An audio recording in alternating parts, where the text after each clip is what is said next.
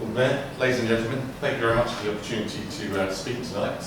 I'm going to start with a video that tries to put into pictures. We struggle in the world of air traffic to characterise what we do. It's quite difficult to visualise. People don't think of the space above us as being part of infrastructure, and they don't think of a network of roads in the sky. But I've got a video here which hopefully helps a little bit with that. It's one or two videos that I'll show you. It's very short, but it tries to demonstrate the importance of aviation to the UK. So sort of watch for the golden thread in this.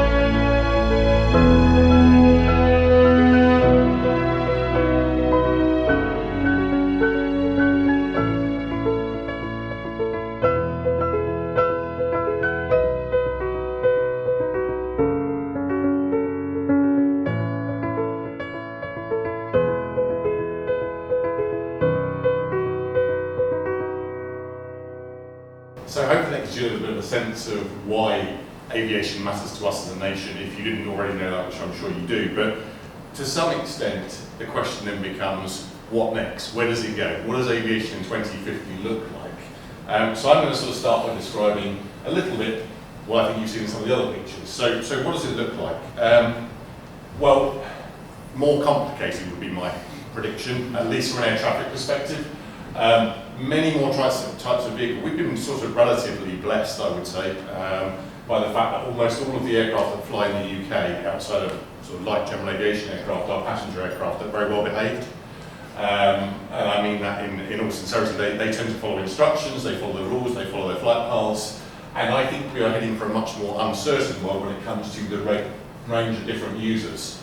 Whether in passenger drones or even just regular drones, I don't need to talk to you about the impact that drones can have, but some of those numbers could make the number of passenger aircraft in our skies look like rounding errors in the next 50 years. Add into that space planes, the desire for the UK to become a space hub. Now, I don't know whether many of you know this, but actually there is no air traffic control above 60,000 feet. It is entirely at your own risk. Might want to think about that before booking your first space flight. But it just throws into relief some of the challenges that we're going to have around even getting to what 2050 might look like, at least from the parochial perspective of someone standing here looking to maintain the safety and integrity of the skies. Electrification of aircraft, both of our previous speakers have mentioned that. That provides us with a huge amount of opportunity in terms of noise and the ability to change airspace. But again, it's going to add a degree of complexity. They will probably not fly at the same speeds, they will probably not fly the same weight, different profiles and so on. So everybody is going to be sharing the same airspace. And by the way, that picture on the left there is not our new separation standards between aircraft. That is an example of formation flying whereby you can save fuel. So again, bringing in that sort of decarbonisation piece. So I don't want to make too many predictions, but I feel fairly confident in saying it's all going to get much more complicated, and we are going to have to rely on science and technology to help solve the problems. So, what are the challenges from my perspective? I've got three. I need the operation to be safe, as in we want to make sure that everybody flies around the world and the UK in a very safe manner. That's really easy, and the way to do it is to make sure you've only got one vehicle in the sky at a time. That doesn't help with number two here, which is how do you get everybody there on time? So it needs to be safe, but it needs to be optimised. We're handling around about, in the UK, 2.6, 2.7, perhaps this year, million aircraft movements a year. And getting the difficulty is not keeping them apart, it's getting them to where they need to be on time and without flying them round and round in circles, as Simon Wright pointed out earlier. And it needs to be sustainable, and these are all interlinked. So I just want to take a couple of examples of how we are using technology, or where technology is going, that helps us solve these three problems that are particularly high on my agenda. So I'm going to start by knowing where everyone is. It may shock and surprise you to learn, or may not, that actually over the major oceans of the world, and I'm particularly thinking the North Atlantic is the busiest airspace ocean in the world, about 2,000 flights a day travel through UK North Atlantic airspace, and nobody knows quite where they are. Now I say that without wanting to worry you, because we are pretty good at this, but actually we rely on position reports from aircraft every 15 minutes, and we meter aircraft onto the oceanic airspace, making sure they're about 60 miles apart, and therefore have no possibility of catching each other up, because they all fly at the same speed, and they all fly at the right levels, and everything is very strictly controlled. That is inefficient. 60-mile separation means you can't fit all that many aircraft on, 2,000 over what is actually a very large body of water, but you can't put radars in the ocean, so it's very difficult to track where the aircraft are individually. That all changed as of 2 months ago, where a satellite system, a company called Aviation, piggybacked on the Iridium satellite system, so 66 actually lower orbiting satellites, polar orbits, that pick up the transponder signal, so the 4-digit code, the transponder signal of an aircraft, and also encoded in that is the GPS position of that aircraft. So we now know from those satellites, every 5 to 8 seconds, where every single major aircraft is, probably most of the minor ones as well, anywhere on the globe, at every point in time. That is a massive change in the way we are now dealing with air traffic. That means we can reduce separation standards from 60 miles down to about 17, or probably down to 12, because we know precisely where everybody is. We can offer different speeds across the Atlantic, we can allow aircraft to climb. Most aircraft will climb as they slowly burn off fuel because they get slightly lighter, they want to fly slightly faster.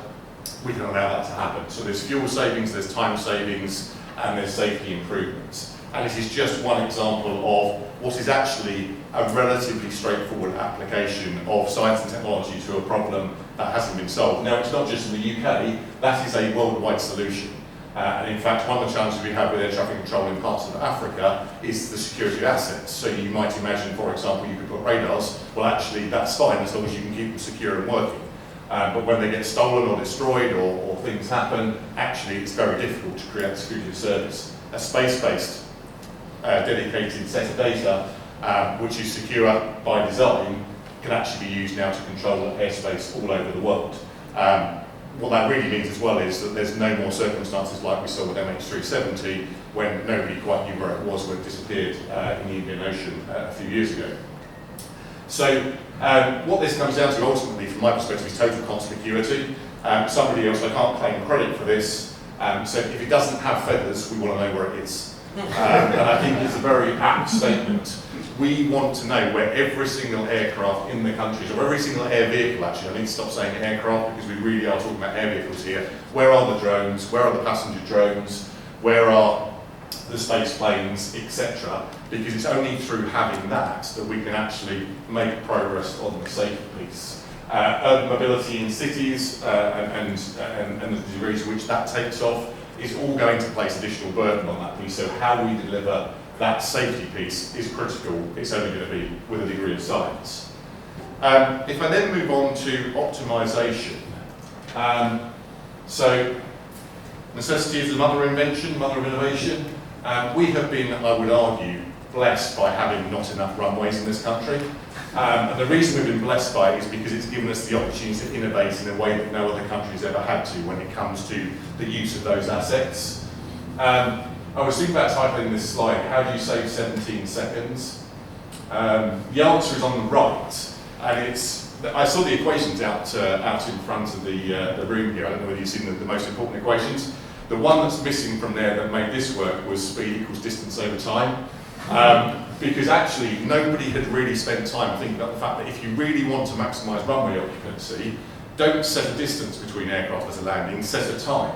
Because when they're flying into a headwind, actually they take longer to cover the same distance, so you've immediately wasted the time that you could have spent with them on the ground.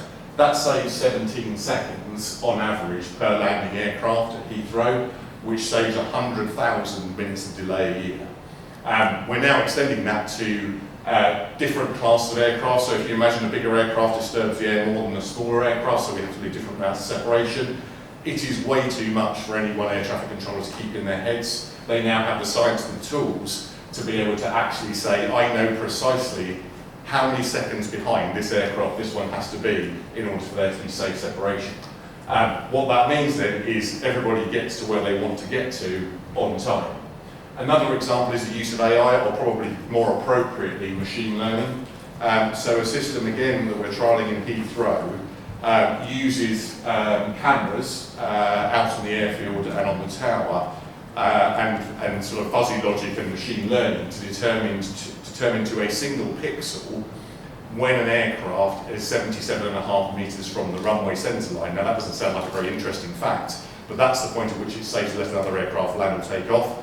If we wait for the controller to recognise that point, it's probably 2, 3, 4 seconds later. So actually, the tools and the science that's providing these, which some we're building ourselves and some are being built by others in the room and elsewhere, but industry in the UK largely, are allowing us to make the absolute most of what we already have. And that's before we start to add on extra runways. And you can be sure that as we start to add extra runways, the demand will grow, no doubt. And so applying that same level of sort of science and technology to be able to deliver what's required in the next 50 years or the next 30 years is going to be absolutely key. That brings me on to my last area, which is sustainability, getting to net zero carbon. This is where the other video comes in.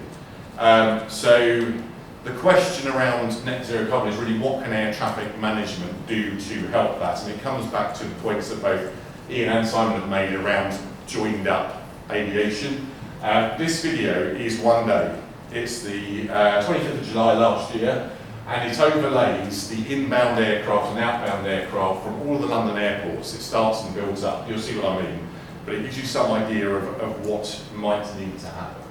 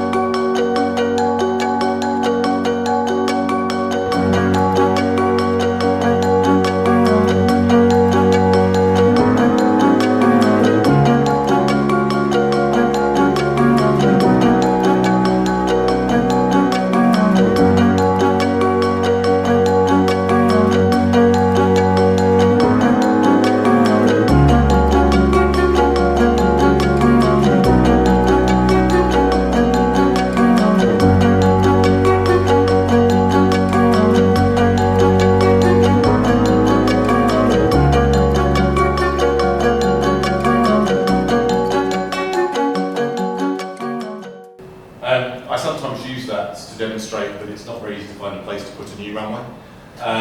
But actually, on a serious note, that airspace that was being used there is largely full in the way it's currently being used. It has grown organically since probably 1950, 1960, and has gradually, by the way, when the airspace system was first designed in this country, it handled 100,000 aircraft every year, and we're now at 2.6 million. And it used to be designed by people, experienced people, pilots and air traffic controllers using pencils and rulers and maps. And we are well past that stage, and if you look at traffic growth over the next 20 or 30 years, or even the next 10 years, it is nearing its limit. And that is much like any sort of queuing theory, it is a tipping point. It's not a case of you suddenly end up with a few delays here and there. You actually end up with significant delays in lots of places. Now, one of the best things from my perspective about the Aviation Green Paper and the destination of 2050 is that the government has thrown wholeheartedly its support behind airspace modernisation. We effectively have a network of B roads in the sky. We need to turn them into smart motorways. We need to make sure they are much better designed.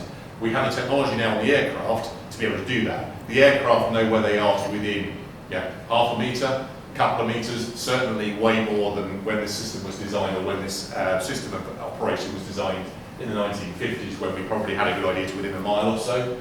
By doing that, we can deliver a much more sustainable set of routes. So those are routes that are more fuel efficient, so continuous climb, continuous descent, none of the going round, none of the steps when you level out. It can stop us having to climb through stacks or under stacks or over stacks. It will allow much greater use of airspace by other types of user, so whether that be drones, whether it be urban mobility, whether it be general aviation. And it will also allow us to deliver more connectivity.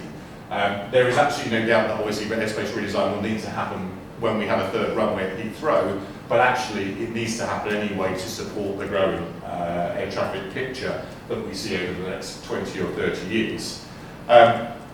The biggest challenge to this is noise, and consulting with those people on the ground. Now, I think it was Simon who said the noise has dropped by about half over the last 20 years or so, and that's absolutely true. However, when you come to consult with people on the ground as to where they would like aircraft flying, the answer is still nowhere near me. So you end up with a massive challenge in terms of trying to design a system that can cope with the level of capacity this country needs, and then the level of consultation you have to say, actually, where is the right place to put this? And then the natural tensions between, do you fly it over people who are already flown over, or do you fly over people who haven't been flown over before and make it fairer? How do you value new noise over old noise? A lot of the science behind this is going to come down to being able to articulate to a general public to say, actually, these are some of the options. There is a question here about how we make it as sustainable as possible, but at the same time, how do you make it as noise-friendly as possible? How do you share it equitably? How do you allow everybody to have a say in this when actually the aircraft have to go somewhere? Just to give a sense here, we're embarking on this airspace modernisation programme. In fact, we announced some of it today. We will have to consult with 35 million people who are overflown to get this through. Now, I can pretty much guarantee what I know most of the 35 million will say, which is actually we prefer it if you put the routes just a little bit to the left or just a little bit to the right. Getting through that is going to be a massive challenge.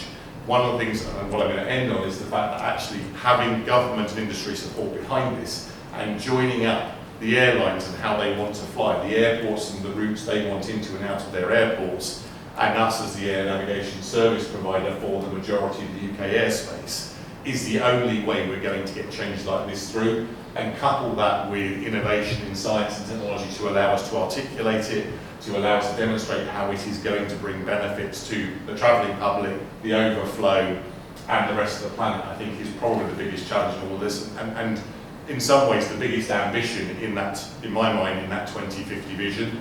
I think it's an admirable one. I think that actually, as we saw at the video at the start, we deserve an airspace system for the next 50 years that has been as capable as the one we've had before, but it's time to move it on and bring that one into being. That will be a challenge. I will stop there. Thank you very much for your time. It's been very nice.